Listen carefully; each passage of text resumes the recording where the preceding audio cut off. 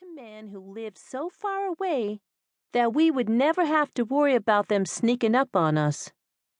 None of the men did. It was only that one woman. It's only that one woman so far. Do you have a telephone number for Mr. Blake? If you do, call him up and see if it's his wife. And if it is, can you come up with a story to tell him so he can call off that pit bull wife of his? I don't have his telephone number, but I do believe he's the one. Some of the stuff he told me in his first letters didn't jibe with some of the stuff he told me later. First, he said that he was a retired Army captain collecting a fat pension check every month from Uncle Sam. A few weeks later, he told me he was a retired Navy man. Army, Navy, so what? What difference does it make what these old men are really doing to get the money they send to us? We need to be worried about the woman who came to my house. Bertha will have a cow if she ever finds out what we've been up to, using her address and all. And her kids? Oh, God. Bertha's kids. They will shit bricks and do God knows what to me. For a stepmother, Bertha was a nice enough woman. Lola never said anything bad about her except that she whined a lot and kept her on a real short leash. She liked her stepmother and they got along well.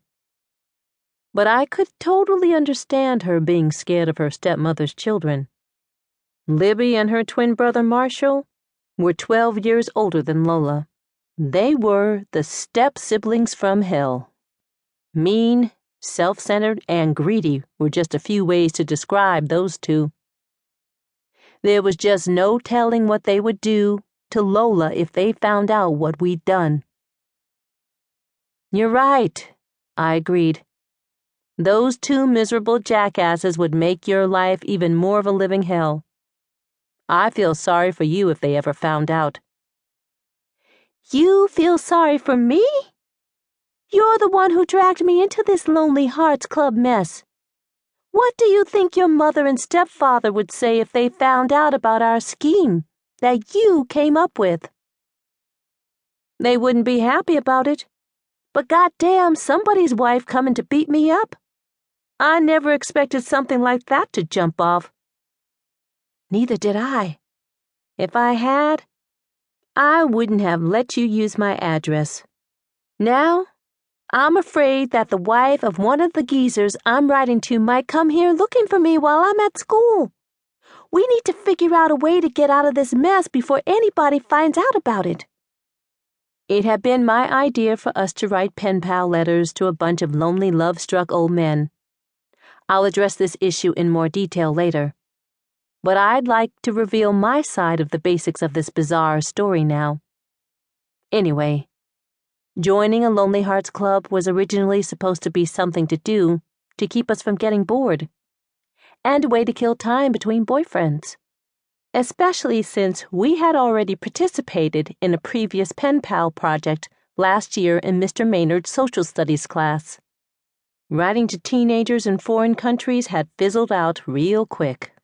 They had badgered us to send them expensive gifts and forward letters from them to American celebrities like Will Smith, Denzel Washington, and Madonna. A girl in Uganda had the nerve to ask me to send her a plane ticket so she could come and stay with me for 2 weeks. Lola got tired of her pen pals asking her for gifts and favors, so she stopped writing to them after only 6 weeks. I continued to write a few. Only dudes, though. They were much more interesting than girls, and never asked me to send them gifts or hook them up with celebrities. I enjoyed corresponding with boys all over the world. Learning about their cultures was good practice for me, because one of the things that I thought I wanted to be when I grew up was a journalist for a cool publication like National Geographic. I had sent my male pen pals some real cute pictures of myself, so they had all fallen in love with me, writing love letters to dudes I had